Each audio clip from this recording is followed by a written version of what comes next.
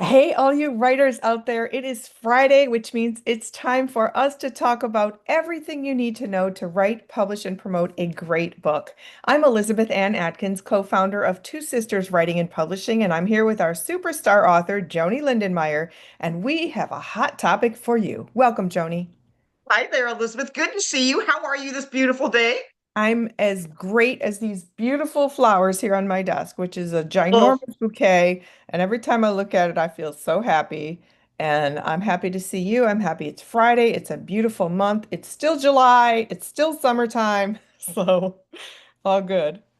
right on, right on. I love the word happy. I'm always happy to see you too. And when I look at flowers, they just bring out the happiness as well. And that is a huge bouquet. It is bigger than that life-size picture you have of you and your sister. And I Yeah. know if you stood behind it, it would cover you up. It looks Watch, just huge. watch. Look how big it is. Oh my, oh my gollies. It's like walking into my rose garden. Oh, Well, the roses are as big as yours. They're like oh, fist-size roses. They're huge. wow. Yeah. So Terrific. anyway, I love it. It's a celebration. That's what you and I are all about. But today's topic is a little different from the joy of Yeah. homes, Joni. And it's your idea, so tell us what it is. Well, and it came from people I've been talking to and just my own reflection that it's scary to write. It's scary to really tell what you want to say. And here's my prop. This is like an AK. It's like, you know what? You're shaking in your boots. You're shaking in your boots. You're And holding so up boots. I love it. I love it. I've got my rain galoshes boots, I've got my hiking boots, and I have my dress boots. But Uh-huh. whatever it is, you can just be shaking in those boots because you're fearful, you're scared. It's the Yeah. unknowns. Yeah. It's like I've never done something like this before. And Uh-huh. and how do I do this? And do I really want to do this? And what are people gonna say when I write? And I'm having these same things presented to me when I'm asking people to be on my radio show. They're just like, oh my gosh, they are literally just shaking in their boots. Some of the people, I can see the sweat starting to come on their faces and and I said, hey, it's pre-recorded, just like a book, we're going to edit it. It doesn't mean it's final. Let's just go for it, see what happens. And what's your message? You have a Yeah. message, you have a voice, Yeah. and to get past that scaredness is incredible. It's just incredible. Yeah. So that's our topic. I love that. I love it. So basically, feel the fear and write the book anyway. And so the fear can manifest in procrastination and Ooh. just saying you're too busy or I don't have time. So the fear can be buried under a lot of things because it's so profound in some people because it's really makes you vulnerable and also it's about exposing yourself, your thoughts, your feelings, your experiences you may never have shared with others. And that can be really scary. But so, for example, my book, God's Answer is No, KNOW, Lessons from a Mhm. Spiritual Life. I wrote about my psychedelic meditations that I'd never told anybody about, but then I put them in a book. Wow. Wow. It's about being bold. Yeah, yeah, and I've written about a lot of things, experiences I've had and traumatic things, and so, but by sharing them, it boosted my courage and confidence, and then when other people read them, it boosts theirs. First, they see, oh, I've had that experience too, or oh, if she overcame that and now she's happy and she's thriving, then I can too. So it helps people. It's way bigger than just your story. It's about all the people you can help. Right, right, right. And how did you get past that when you're in the middle of writing it? I mean, did you just decide, boom, I'm just going to write this that nobody knows about? I mean, how did you do that, Elizabeth? It was deeply intuitive, which is driven by spirit. So it wasn't really about me. It was like this very strong message from spirit that I had to teach what I had learned. And that continues with my Goddess Power mission and platform movement because I have to teach as the example of all that I've experienced to share with other people. I get it. I get Mhm. it. And you mentioned a word just a few minutes ago, vulnerability. I think that is just so powerful of a word and a heartfelt emotion. And I felt the same thing when I wrote None Better. It was like, oh my gosh, I am being really, really vulnerable here. And I'm going to be out to the world. Some people knew I was out. Some people didn't know that I was out as a lesbian. And it gave me a tinge of that fear. And I guess I kept thinking about the light at the end of the tunnel, like you were just talking about, Right. having that freedom and that joy, but also how it could impact other people, to be a role model, to be a sparkle for other people, to say, yes, you can be courageous too. Yeah. Mm-hmm. Mm-hmm. Yeah, but oh my Yeah. gosh, it was different. I remember sitting at the computer in the office, Elizabeth, and we had just had a coaching session, and you were like, "Well, just tell it, just share it, just show what you did and how you did it." And you were so casual about it and so peaceful about it, and I thought, just tell it. And then it was like the magic just happened. And so when you are having somebody in your life that can encourage you, and I think we're doing that for everybody listening to this today and watching this, we want to encourage you. Elizabeth and I both are on the same page on that. We want to encourage you to be you, to Yeah. say what you want to say, to write what you want to write, and you will get through it and you will become joyously free, and I promise you that. And I don't normally say that kind of thing, make promises, but yeah, it'll happen. It'll happen. Beautiful. Beautifully said, Yep. Joanie. Beautifully said. I agree with you 1000%.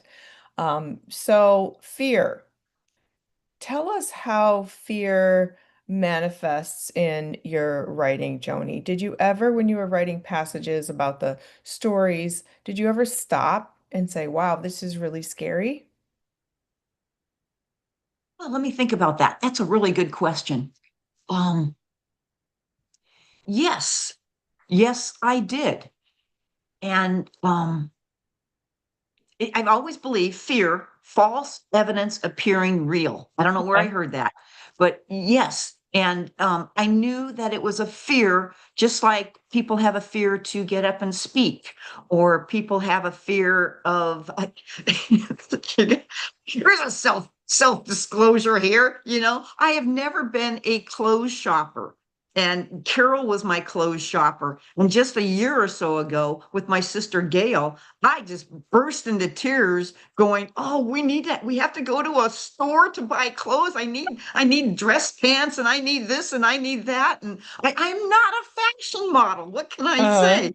And so I bursted into tears. And my sister Gail just sort of hugged me and said, "We can do this, Joni. We can do this." But it was a fear. And we all have fears. And yes, to get through that, I had some fears and joyously free, Elizabeth, on what to share. I was fearful of my some of my things I wrote in Healing Religious Hurts, challenging the Catholic Church, challenging denominations to be bigger and better and more loving and kind, and to say it directly, but yet kindly. mm-hmm. And so yes, those were fears, but I knew on the other side, I knew that you'd get through the tunnel, you'd get through, and the boots would turn into dancing, and the boots would change, and the boots, I didn't have to be shaking in my boots. Uh-huh. I love that. I love that. I, That's I don't know really if that was specific enough, but I think coming out was the big one, Elizabeth,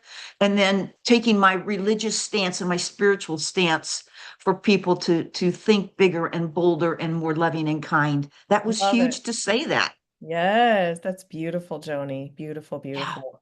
I want to talk about pen names because a lot of people are scared to publish certain Ooh. things, so they use a pen name, which is a nom de plume or a pseudonym. It is a fake name that hides your real identity. So there's a number of issues that arise with that. But I have a pen name, Sasha Maxwell. I published my erotic fiction, my novel Husbands Incorporated, which is the book one in a three-part series because it has graphic language and graphic sex.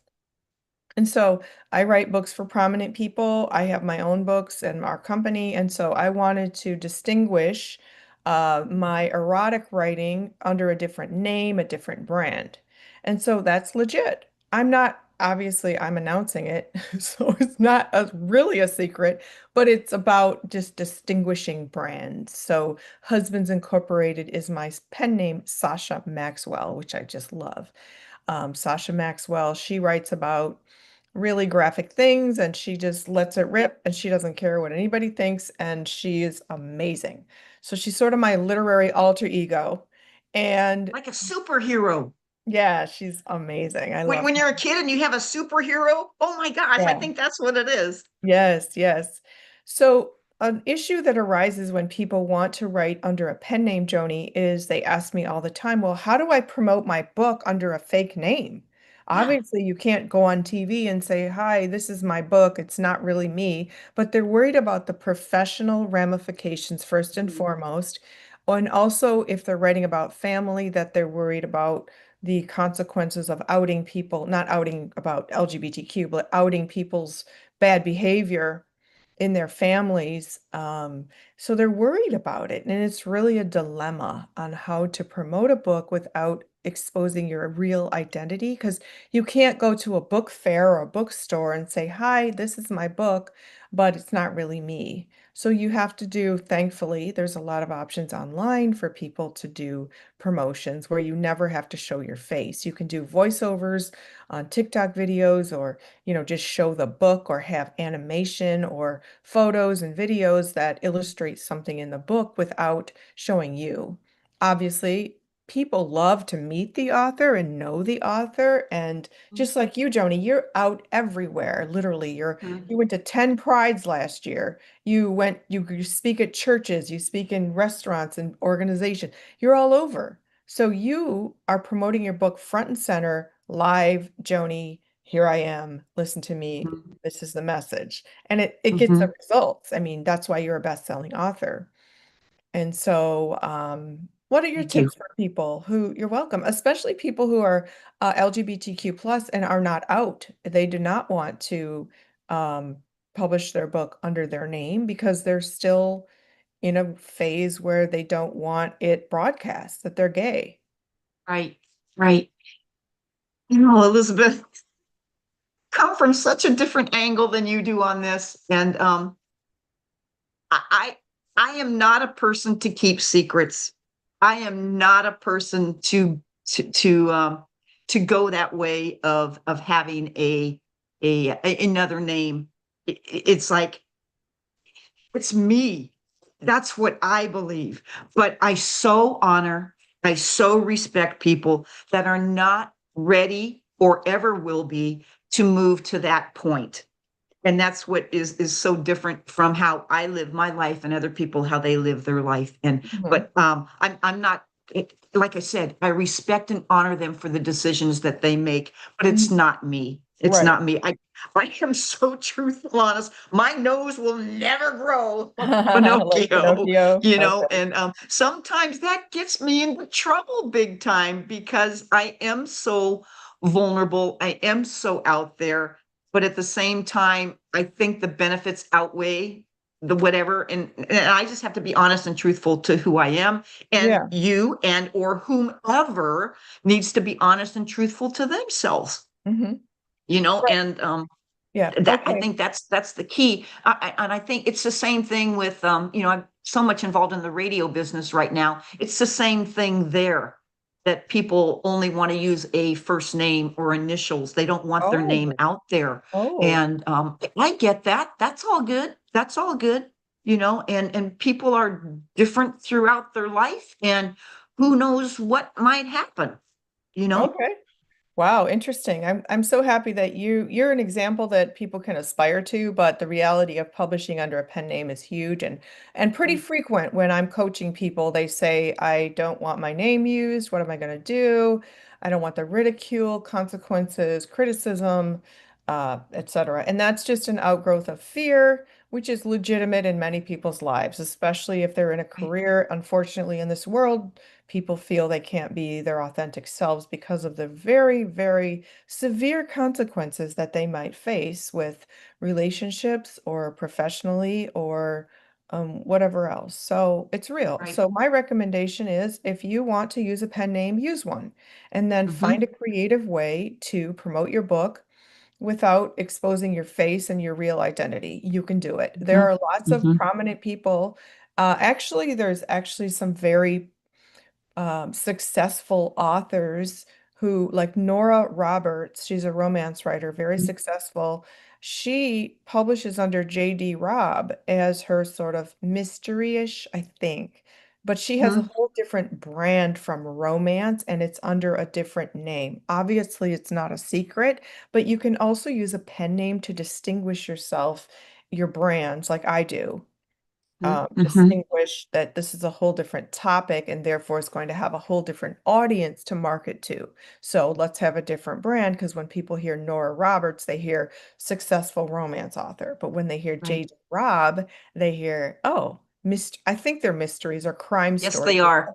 Carol loved both those authors. Oh, it was the Yeah, same I mean, person. those were always on the table or on, on her lap. Oh my gosh, she loved those. Oh, how funny Oh that my, I Carol think was a that. big romance book reader. Oh my gosh. Oh, Yep. so there weren't lesbian romances back then, were there? Nope. But she made the correlation, just like music. If a song is about a man and a woman, we would think of it as two women. I mean, there's Oh, so many things. We would just make the transition ourselves and make up our own lyrics, and she would be able to do that with books and or movies. How many movies do you get to see actually with two women passionately kissing? I mean, you could probably name two or three or four, and but to us, it was like, okay, let's just envision, two women at it. It's like that's just how we did stuff. But I don't know how I got onto that subject, but anyhow. no, it's really powerful, Joni. I love that. You two set such a wonderful example for everybody on everything. It's just beautiful. So, all right. You were talking about pen name. Remember when we were writing Joyously Free and Healing Religious Hurts and working with our team? And I remember our team was also struggling with, well, if I write this in there, I think better not use a real name of a person. I can use a different name or phrase it in a way that didn't have a name attached. And I did the same thing with None Better. I have everybody's name in None Better and Joyously Free and Healing. I have permissions for those people. And I think that was an important part that you taught me, to get permissions from people to have their name and their story in the book. And for those that did not want their name, to respect that and to honor that and to do something else when you write it. Do you want to make a couple comments on that, Elizabeth, please? Well, permission is everything. Like we're very big on getting permissions for any intellectual property that we might reprint in a book, a song, lyric, movie lines, etc. You can't just reprint them or you risk getting sued and fined and all this stuff. So anyway, permission from individuals, if you are Mhm. interviewing them, we have a formal lawyer drafted interview release form and everybody who contributed to the books Joyously Free, we had 32 contributors and then Healing Religious Hurt 17. Everybody had to sign a release form saying, yes, I agree to submit my story to this book. So permission is everything. It's respect. And permission is just safeguarding everything in a legal way because even if it's your friend, this is business and you have to get everything in writing, period. So that if anything goes sideways, it's in writing. And you have an exit clause, a liquidation clause, you have all the clauses. If things don't work out, what do you do? How do you resolve the problem? Is there compensation required or what? So, yeah, permission is and also if you're writing a story and you're remembering a friend or a family member or something, you need to alert them so they don't just get a phone call, "Hey, Joe, I just read about you in Joni's book." Like Yep. that's just obnoxious. So don't do that. Be respectful of other people and let them know. And if it's something sensitive, if they ask to read it, it's your decision. It's your book. If it's factual, um, I've had that experience where somebody close to me wanted to read what I wrote about them before I published it, and that was fine. But it's your choice. When I was a reporter in a major big city newspaper, we did not allow people to read the story before we published it. We did our work, we attributed sources, everything was factual and accurate and balanced, objective. And Mhm. then we publish the story. So it's your call, but just understand what are the consequences if you publish something about somebody that They could potentially sue you for defamation. So consult with a lawyer to make sure that you are safe and that if you need to tweak accordingly, do so. But yeah, permission is really respect. Hmm. Yes. Yes, totally. Totally, totally. And I was thinking about um also when we wrote Joyously Free and Healing Religious Hurts, how freeing it was for the contributing writers to write, to know it's going to be published. And they got past that fear. They got out of that shaking boots and they Mhm. could see the joy. And now they're so excited to be able to say, I'm in this book. I'm in this book. I was Uh-huh. out hiking with Megan yesterday, and Megan was like, yeah, and Joni, I'm in her book, with her in the story of None Better. And she was so excited to say that. And I was excited to say that for her because it's not just about you or me. There's so many more people involved in a Right, book, no right. matter what kind of book you're writing. Yeah. Yes, yes, Yes. yes, yes. And so when you're in a group, I think that can lessen some of the fear as well, because it's like, oh, all these other writers are contributing to this book as well. So that's good too. And it's, Good point. safety in numbers. The safety in numbers, I love it. Yeah. That's So good. another That's thing, good. if you feel scared, you could join a writing group. There are lots of writing groups. You can do a Oh, meetup. You can join some that are established, maybe at your library, or find writing critique groups in your genre. I know when I was part of the Romance Writers of America, an international organization for romance writers years ago, and I used to be the newsletter editor, it was really fun. But at monthly meetings, many of the women would say that they were in their writing critique group. And every month they oh, would share a portion of their writing with each other, and they would oh. all critique, review, provide feedback. I'm more of a lone wolf. I've never been that person who wants to share and get people's feedback. I just don't. Hmm. But for them, they lived by it. So Hmm. that gave them courage and confidence that, oh, my critique group says this is good and they like it. And Hmm. they're really Hmm. well Hmm. versed in the romance genre and all the formulas that you're supposed to follow. So that can help you too. And maybe I love how you just mentioned that. That is so powerful to have a team, to have a group if you want that. It's timing also. If you're really, really scared, maybe the timing isn't right to move forward. Maybe you just want to hang on to that before you publish it. And I'm just taking a guess, Elizabeth, but you help me out from your publisher side. Are there people that have written a book, but they want to wait until they publish it? Maybe they want to just have some more time to let it settle before they put it out there to the world. Is that true? Oh, for sure. Like my mother's book, The Triumph of Rosemary, a memoir by Judge Marilyn E. Atkins, she waited until my grandmother died because in Oh, her memoir, she tells the story in graphic detail of how abusive my grandmother was physically and emotionally. So she didn't want to out my grandmother when she was like out again, not the LGBTQ plus, but like exposed my mhm. grandmother for her viciousness when she was a little old lady who had dementia. Why? She just waited till she died. And then she died. She was almost 100. And then my mother published the book. So Yeah, that was respect and, from a healed space as well. right. And so, yeah, does that answer your question, Joni? It sure does. It sure does. Timing. And that's up to whoever is writing. So if you're feeling scared at that moment, just hang on to it or whatever, you Yeah. know? So here's a funny thing about timing. There's somebody I know who's in their 80s. And they said, I'm ready to write my book. And someone said to them, this isn't the right time. And they're like, I'm in my 80s. Like, you're way past the average life expectancy of a person.